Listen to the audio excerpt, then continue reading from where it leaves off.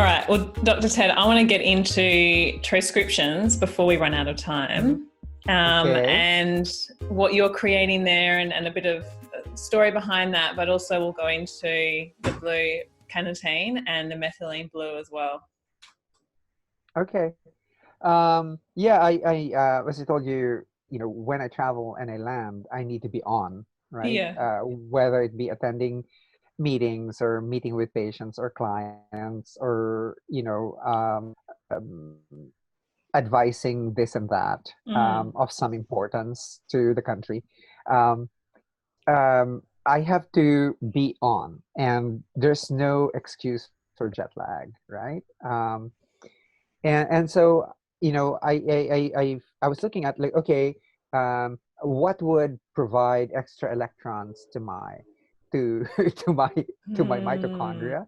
Yeah. And so it was like, okay, an extra electron donor could be provided by methylene blue, so it can give me power up the cells right away, the neurons right away. And then I said, what's known, you need to have a good, because one of the things that get shot when you're jet lagged is that your working memory, your short-term working memory,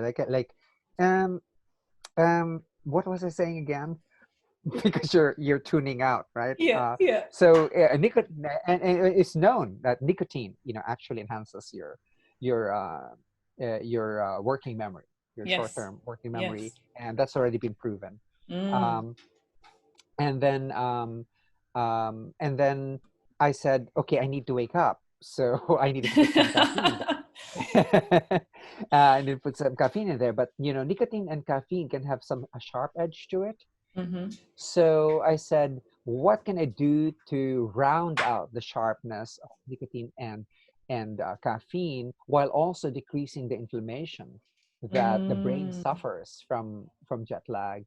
And so I put in some hemp-derived CBD crystals. Now, the thing is, it's like, Jodi, since I'm trained in pharmacology, all of these are measured, precisely measured, unlike the edibles in there, etc., where maybe this, maybe that, but this is like a pharmaceutical product. I made it, even if it's a supplement, I made it such that it has it's precision dosed, right? When I say 5 milligrams of the CBD crystal, that's what you're getting, right? When I say 50 milligrams of caffeine, that's exactly what you're getting, and that's because if you take a look at the packaging, it's also child-proof, right, etc. So I've got some here. I was going to go on. It's early enough for me, so I was just going to show everyone, if they're going to watch the video, they can see it there. I was going to have some. The trochee, right? So between the gum and the lips. Yeah, it's between the gum and the upper lip and the gum, right, like that. Just a quarter, and because the reason why it's strong.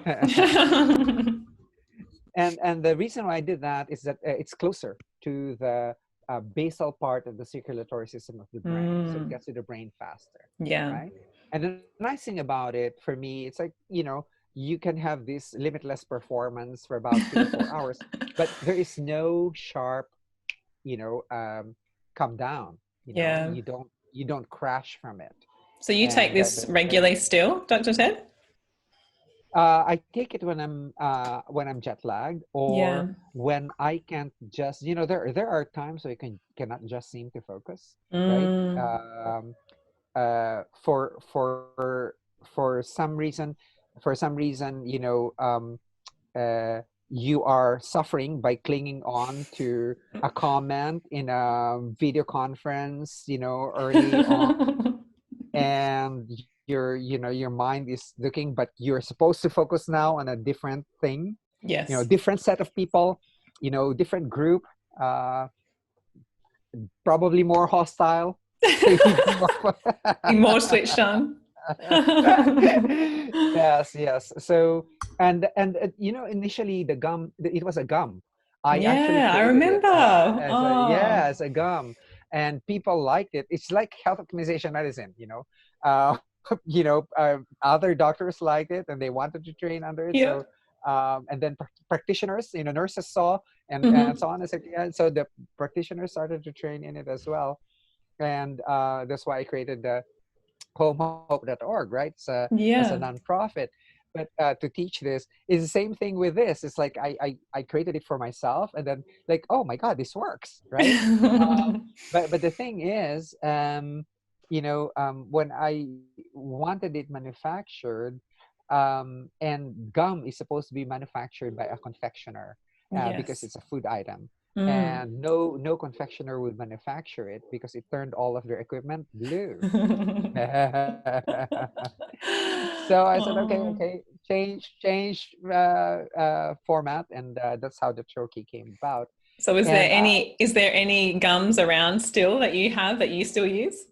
I have some at my beach house in Delaware. I still Yeah. have, I made it out of sapodilla resin, and and I actually, because I used a xylitol as a sweetener, Okay. and I swear to you, I never returned my Vitamix to Vitamix, but I put it in such a high speed that the xylitol actually melted. Oh my goodness. Yeah, melted, and then it hardened, and Oh, so the machine broke. This one doesn't have that anymore. This one has stevia. yes. uh, it's practice what you preach. But xylitol before actually was actually good for your uh, um, uh, mouth microbiota, right? Mm. That's why your xylitol gum is recommended by dentists. My sister is an endodontist, and she Mm-hmm. was recommending xylitol gum if you cannot brush your teeth, right? Yeah. So I used that, but then I thought stevia would be better. So it's sweetened Mm. with stevia. The big challenge here was the taste, of course, because methylene blue tastes awful, and of course caffeine is bitter, Mm. and so is nicotine. So Mm. there you are. We got the proper flavor, and It's nice. It's uh, minty. yeah, I love the descriptions of it. Of course, I keep myself away from Instagram and all those places. Yes. But when people say, it's like, it's so hard to get your hands on this, but this thing works. So people Mm. actually, and one of the things that happened to us, I mean, we brought some samples in London, Yes. um, last year, and because of how rare it is, we discovered that someone actually raided, a lot of the sample bags and took out the blue carnitine. And it's Oh like, no! how, Really? yeah, it's like how come, it's like, how come we don't have blue carnitine? And we filled in all the bags with a sample, but someone, Really some wanted it. person, yeah, really wanted it, and took out all the blue carotene from Oh it, my because goodness. many people are asking for samples from us. Yeah, I'm just happy that it works Mm. for people. And to your warning, for some people who are, say they don't drink coffee anymore, or Mm-hmm. they're really sensitive, start with 1/4. It's scored, so you can cut it, Yeah. Yeah. I only need a to one one fourth fourth. as well. Yeah, and 1/2, if and then you increase it to 3/4, and then a Mm. whole. Yeah, we're coming out. We're actually, people ask us for pure methylene blue because Mm-hmm. turkeys, and as a nootropic, and we're coming out with that as well. But actually, the other products are for things that we cannot uh, give anything for quickly in health optimization medicine. For example, Mm-hmm. where I'm formulating something for pain, Mm-hmm. right? And that will have, of course, tetrahydrocannabinol, and will have to be a dispensary type of product. Um, Something for insomnia. Mm-hmm. Uh, for you to be able to sleep, something for anxiety, Mm-hmm. also. Mm-hmm. So when a patient or a client comes to you and has these things, it takes a while for health optimization to work. 3 Exactly. to 9 months Mm. would be the time, but you need to be able to give something immediately for the pain or for the insomnia. you know Yeah. um, uh, but this one happened to be the first product because it's the one that I actually did for myself. Yeah. You know, uh, And it turns your mouth blue, which is a great marketing strategy as well, isn't it? With blue me. yeah, yeah, blew you. Yes, yes. I love it. I love it. So yeah, Um, so that's the thing. And if you wanna uh, really play a trick on a good friend of yours, mhm. put like a 10 microgram drop of LSD on top of everything. I'm not. You're not. We're going to talk about that in a minute. But first, with this methylene, with the troches, when I have one, it almost feels like I can breathe better. Is that related to something, or am I just imagining it? No, why you're probably able to breathe better is you're probably responding more to the uh, caffeine and Okay. nicotine. They both Mm. for peripheral blood vessels, they can Mm-hmm. both constrict, right? Mm. They can Right. both constrict the blood vessels, right? Yeah. And because it's But so the close. amount is so little. But the amount is so little in the brain that it doesn't do that, right? So Mm. it's more of it serves its purpose as a cholinergic receptor agonist and so on. Yeah. So Yeah. yeah. Wow, so cool. So now onto the LSD, Ted. You have, I hear, Ah, we a are talking fascinating. about it. We are. Let's do it. A fascinating microdosing schedule. Did you want to talk me through that?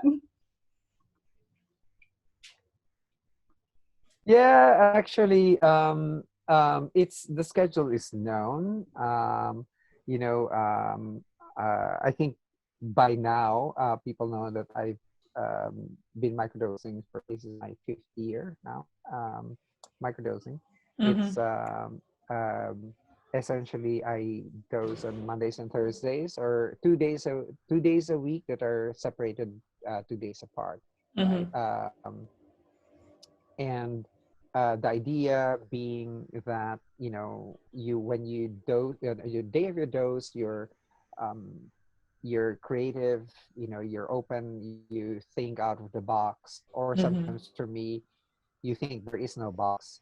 um, and then on this on the second day, um, on the second day, essentially you already have the solutions in, but then your mind begins to constrict again, right? Mm. um, so your mind begins to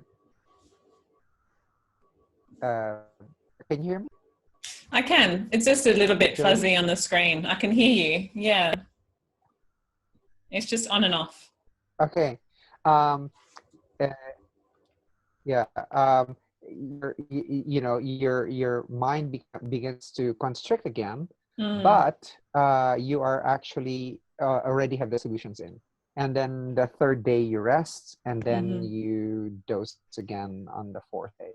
So it's very small. It's 10 micrograms, and it's very subperceptual. Yeah. You almost feel nothing. Yeah. But me being the canary in a coal mine, I would actually feel half a drop. So, Yeah. Yeah. towards, but if you take a look at the studies themselves, right? Yeah. On this is not on microdose, but on full dose, what it does is that it actually suppresses what's called the default mode network, and Mm. default mode network, as we when we start this conversation, is actually the part of you where the autobiographical self comes from, right? And they are at the midline structures. The main structure and the midline of the brain. Their cingulate cortex and the medial prefrontal cortex, right? And uh, this was discovered accidentally. They thought that when the brain wasn't doing anything, everything would be dark. But when it's not doing anything, actually, the blood actually accumulates at the default mode network, meaning, you're more prone to rumination, you're more prone to creating stories about yourself, and so forth. Um, in fact, that's where that's how they started suspecting that depression, for example, can start by hyperactivity of the default mode network, right? Okay. And then working opposite, if working opposite the default mode network is what's called the task positive network, but in particular what's the central executive network, right? And the central executive network is the part of the brain that's involved when you're in a flow activity, when your attention is outside, right? When you're paying attention to detail outside. Like for me, for example, when I'm when I used to do medical seizures, your attention there. And all of this biohacking stuff about flow, etc., etc. That's a part of the brain that's actually active, and that's the posterior parietal cortex, the lateral prefrontal cortex. They're in these sides of the brain, so they're the cortical portion, right, of the brain. And of course, there's a switch. So if one is active, the other one isn't. So that's why when when you're for example, you ask a depressed person to actually focus on a puzzle, or go out and run and focus outside, you see that the default mode network actually silences itself, and the person feels better. Feels right? better, yeah. But there's a switch. It's called the salience network. It's the one that switches back and forth between rumination and it also, default mode network is very important. Actually, it's responsible for what's called the theory of mind. Like you assume to what I'm feeling based on my expression. That's where it comes from.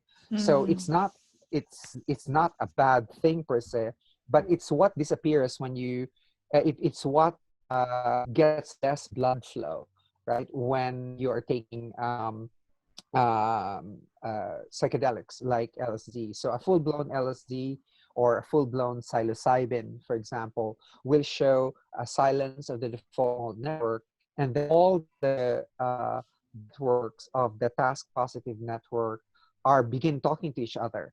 Now, normally, the way this is expressed is that the ego or the self, right, is a temporary network. It's not permanent, right? It's a temporary network that arises from the default mode network, and that is the one when you take DMT, for example, etc. It's when they say ego death, etc., etc. That's the one that disappears, right?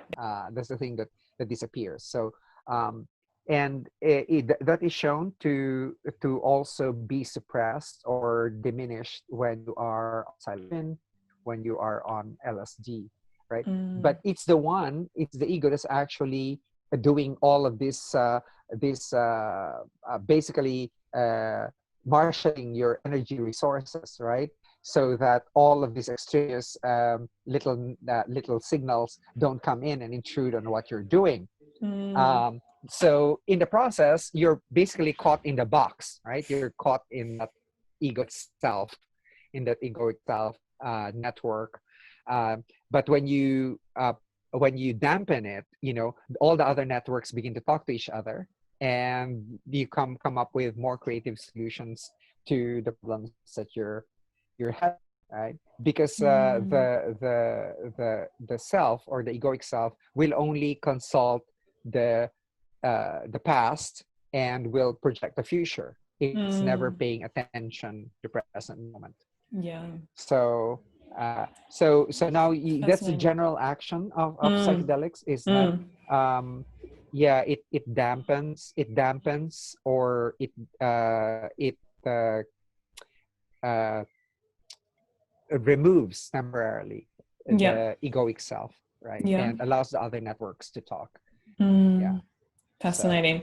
And so you did mention So DMT. that's in short. What that is. Yeah. Or the pharmawaska. DMT is oh yes. DMT is the methyltryptamine, and it is the molecule. There's a book written about it. It's called The Spirit Molecule, right? Yes. And one time in a lecture, I was asked, Dr. Ted, how do you include spirituality in health optimization medicine? Yeah. And I said, really, actually, that's very simple. DMT is the spirit molecule. So lack of spirituality is simply DMT deficiency syndrome. So give the fucker DMT. But I love it. seriously, in uh, seriously, in ayahuasca, of course, this is a Peruvian brew, right, and or an Amazonian brew, Yeah. and it contains a liver inhibitor, right? It inhibits your liver from eating the DMT, which is come from a plant called Psychotria viridis, right? And the liver inhibitor is a monoamine oxidase inhibitor that's coming in from Banisopsis sapi, the vine, or the vine of the soul, or the vine of the dead. And the shamans actually mix this together in a brew, right? And your experience will last like 4, 6, 8 hours, depending on what the preparation is. And when I took that, I found out that you hear about vomiting. Yes. Yeah. They have the vomit bucket when you go on retreats to Peru. There's a vomit bucket, and because you throw up and so on. And being trained in pharmacology, I said, no, that vomiting is due to the irreversible monoamine oxidase inhibitor, right? And it's incorporated in the lore, right? You should purge and stuff. And I said, so when I took it, I found that I couldn't get anything meaningful from the journey because I kept on throwing up. Yes. Right? And it was really very funny because I would throw up, right? Yeah. And I would throw up, and then the vomitus would come up to me. Like this. I was like, oh my God.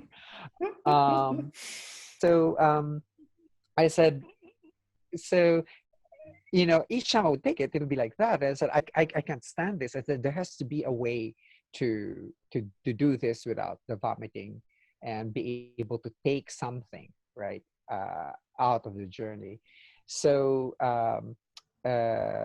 I took a look at the components, and I said, well, okay, there is actually an illicit drug that is a reversible inhibitor. The reason why they make you take a dieta or a diet for 2 weeks is for you to remove out all of these things that can interact with an irreversible inhibitor, meaning that when it encounters that food item, then it cannot unbind to detoxify it. But this reversible one, if it encounters, sorry, excuse me, if it encounters the offending agent, right, it will unbind and detoxify detoxify the agent. For example, chocolate, for example, it's forbidden, right, because it's tyramine. You will definitely vomit on ayahuasca if you took chocolate. Yeah, right. So, okay. So what I did was I experimented. So I experienced. What I did was I experimented on how to isolate the DMT crystal, because it's illegal, right? So you have to take it from a plant, and then I had to then use experiment on the dosage of the liver inhibitor, and I tried it on myself on some And island you have far, to. far away, not the United States.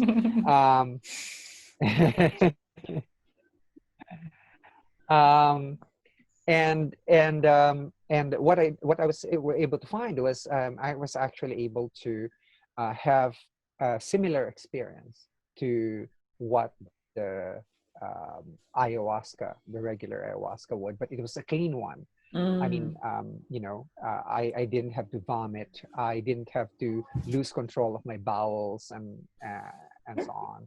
And so that's why it's called pharmahuasca, because it uses a pharmacologic agent. And my friends call it Achahuasca because Achacoso is my last name. Exactly. Love it. Yeah. So cool. So definitely takes away from the yeah. experience when you're vomiting and coming out the other end. It's something that would be lovely to experience without Oh that. yeah, definitely. All right. Yeah. Have you've taken it, right? I have, yeah. I've had it in a very traditional ceremonial sense. And yeah, with old friends of mine, and with beautiful music and staying up all night and getting sick a couple of times. Yeah. Yeah, it's even with Moscow, I play some Icaro music from YouTube, I took it like once every 2 months for 2 years. Wow. And it's as I said, it will change you even if you don't like to change. So exactly, it definitely changed me for the better. It definitely gave me a completely different outlook on life, for sure. It's like I call this psychedelics like DMT, LSD, even a typical psychedelic would be ketamine. They all have that same effect on your default mode network. They silence it, etc. But they give you different experiences, right? The psilocybin would give you a different experience. MDMA, of course, would give you a different. Per se, MDMA is not a psychedelic, but it's lumped into class because it makes you feel more loving and more open emotionally and so on.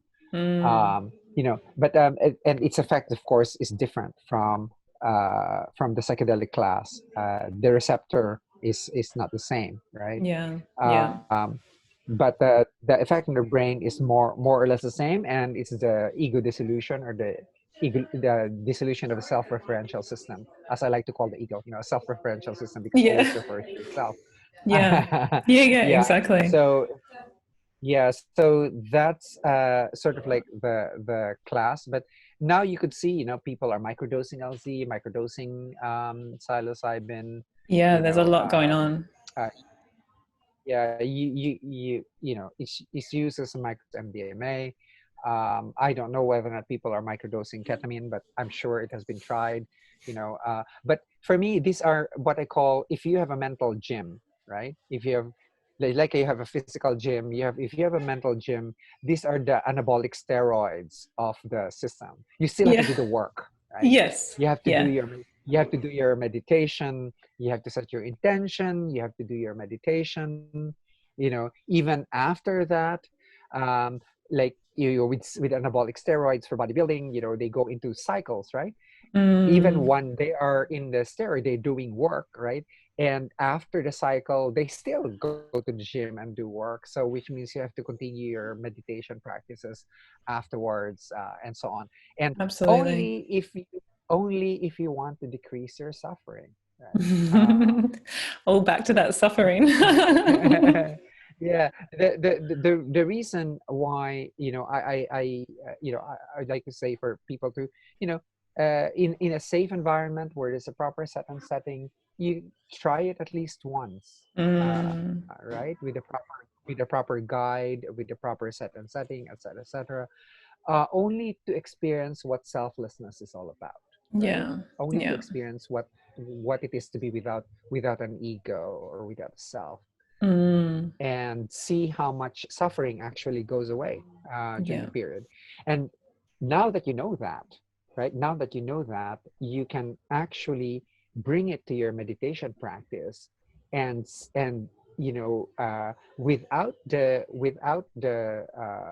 with the mind altering molecules, can you achieve the same thing?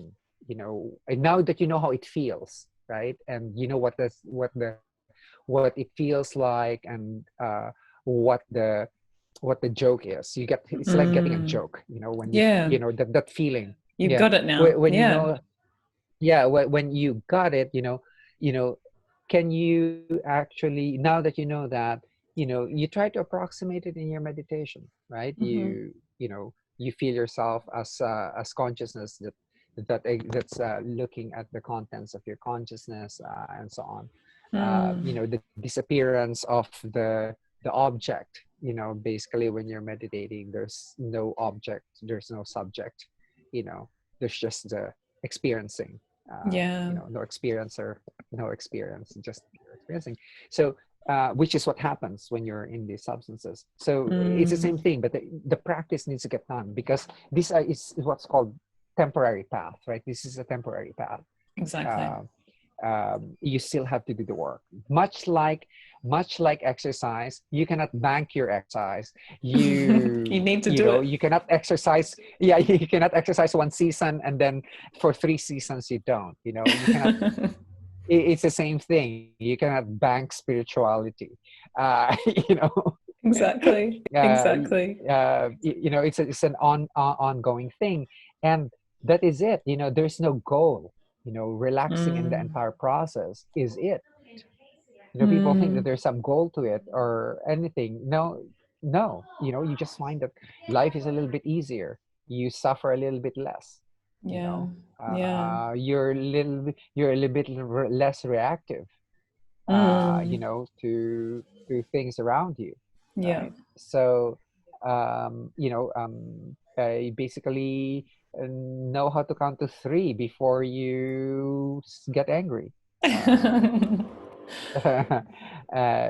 Things like this, where your immediate reactivity is actually held back, and Yeah. you have a so so you're essentially um surrendered to life as it is, that Yeah. this is it, right? This is it already. Yes. There's no striving, there's no clawing. This is it, right? Yeah. You Right here, right relax now. in that, right here, right now. And if psychedelics can do that to you, and make you feel that way, or force you to surrender, which is what Exactly. DMT can do to you. Like, it will force you to surrender. And Exactly. and so does a high dose of ketamine. It will force you to surrender, right? It's like you can't move. It's like, You holy can't shit, do if I anything. yeah. And the whole point is to stop resisting, right? The more Yeah. you resist, the more painful your experience is. It's just like life. The more you resist things in life, the more painful it becomes for you. So true. So So yeah, true. yeah, that's, I think, the usefulness of these mind expanding molecules, is Yes. to give you that sense, and knowing that what you're doing here are actually, you're just doing one role after the other, right? And you know like you have the mommy role, you have the health optimization practitioner role, and so on and so forth. But as Ramdas likes to say, you dance lightly with these roles. You cannot Yeah. grip them. No, you can't take Otherwise, hold. And that's a very strong ego, when you're gripping onto your role. I am the whatever. Strongly identified with the story of your life. And when you're strongly identified with the story of life, you're fucked. Right? I love Because it. that's not that's not true. It's not true anymore. It's just a memory. Right? Exactly. There's nothing true about that anymore. It's no longer there. It's past. Yeah. It's no longer here. Right? Yeah. And Yeah. how many relationships is even among siblings, and so on, could go on broken for many years just because of a memory that just keeps the hatred going. uh, you know Yeah. so Absolutely. when yeah, so when you get that experience of like you just letting go, that's not your identity, that your memory is not you, what people said about you isn't you, and this is that you're all expansive pure awareness, pure consciousness, rather than the roles that you play, which you have identified at yourself, then you will have a better perspective and attitude Absolutely. towards life itself. But my thing is, it's like health. It needs to be maintained. It needs to be maintained. So, It all comes back to the pillars again um, as you know, well, doesn't it? yeah. It needs to be. You can't just keep on taking it forever. I know people who I have had 200 doses of ayahuasca. You need to have a practice, Mm, even if you've taken some 200 doses, and then yeah. what? Yeah, exactly. It needs to be Right? maintained for sure. It needs to be maintained. All right, So Dr. Ted, so that's the we no. I was just going to say. So it's say, and that's the reason why it's part of health optimization medicine. yes. Absolutely. So cool. It's DMT deficiency syndrome. Yes, yes.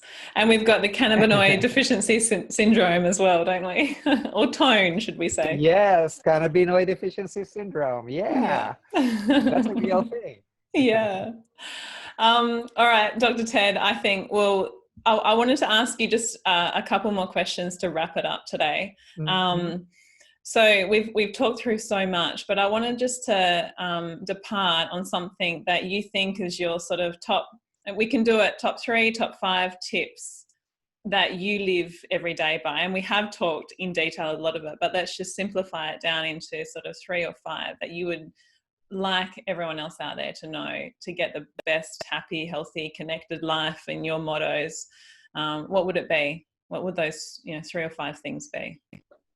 With you, I'm going to be very practical because I know you have many clients listening to you. Okay. Um, Number one, have a schedule that flows. Okay. Don't impose a schedule on yourself that you cannot follow. In other words, organize your day such that everything that you do is a small win, right? So from I take off I had good sleep, or I slept my 8 hours, even if it's a nasty sleep, you kept yourself in bed for 8 hours. I made my bed. So each one is I was able to resist, that Rice Krispie or whatever, Yeah, but it's a win. but because you said that you're not going to have a breakfast, right? You said you're going to do your first meal at noon. You were going to do some intermittent fasting and so on. So make it as a schedule that flows for you. It doesn't go against you, right? Because some people, when they try to set up something, right, they want it in the ideal form. But when you take a look at how you live your life, it's actually impossible to do, right? So make it the way your life flows and not how you think it should flow. Yeah, I The love should that. is the most dangerous word that you could is one of the should is one of the most dangerous words you could ever use in your life. So observe how your life flows and say, okay, here's a little change in schedule here, a little change in schedule there, and pretty soon you have a schedule that flows. That's one. So, absolutely. So that each one that you finish is like a little win, right? Like for example, now I'm writing. My minimum goal is, I write at least just 250 words a day. That's a win. But yeah, that's a win. Rather than not writing anything at all because you want everything to be perfect, right? Everything has to be quiet and la la la. Well, fuck that. It will never happen. And then, and second, set aside time, different times of the day to be mindful. Set aside different times of the day to be mindful, even just 1 or 2 breaths to be present, right? 1 or 2 breaths to be present. A couple of breaths here while you're climbing up the stairs. Think of nothing. While you're brushing your teeth, think of nothing.